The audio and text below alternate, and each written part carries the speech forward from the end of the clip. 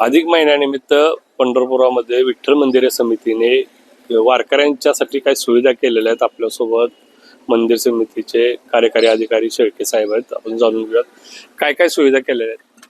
अधिक मास सुरू झाल्यापासून या पंढरपूर नगरीमध्ये पांडुरंगाच्या आणि रुक्मिणी मातेच्या दर्शनासाठी लाखो संख्येने भाविक या ठिकाणी दाखल झालेले आहेत.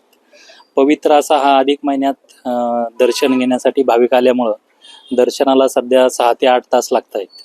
आणि आज आपण पाहतोय की पंढरपूर असेल, सोलापूर या भागामध्ये 43-44 टेम्परेचर झालेलं आहे.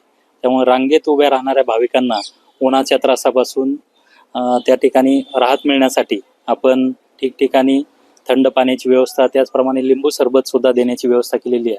त्याचप्रमाणे संपूर्ण दर्शन रांगेत आपण पाहिलं तर आता नव्याने पहिल्यांदाच मंदिरे समितीने स्प्रिंकलर सुद्धा बसवलेले, जेणेकरून दर्शन रांगेत थंडावा निर्माण होईल आणि भाविकांना त्रास होणार नाही.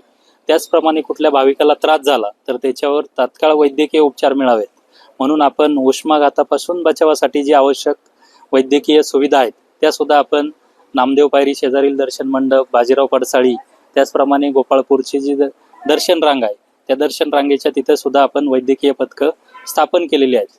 त्यामुळे भाविकांना कुठल्याही प्रकारचा त्रास झाला तर त्यांना तात्काळ त्या ठिकाणी मदत मिळेल. भाविकांना जलद दर्शनासाठी आपण VIP दर्शनावर सुद्धा निर्बंध आणलेले आहेत, जेणेकरून दर्शनात रांगेतील भाविकांना लवकर दर्शन मिळेल. त्यामुळे मंदिरे समिती, जिल्हा प्रशासन येणाऱ्या भाविकांना आवाहन करतंय की आपण दर्शन रांगेतूनच दर्शन घ्यावं. त्याचप्रमाणे जे कोणी आपल्याला फसवणूक करत असेल, पैसे देऊन दर्शनाचं प्रलोभन दाखवत असेल तर त्याला बळी पडू नका. तुम्ही प्रशासनाला तात्काळ संपर्क करा. मंदिरे समितीमार्फत टोकन ऑनलाईन दर्शनाची सुद्धा सुविधा आहे. त्याचप्रमाणे जे दर्शन आहे ते पूर्णपणे मोफत आहे.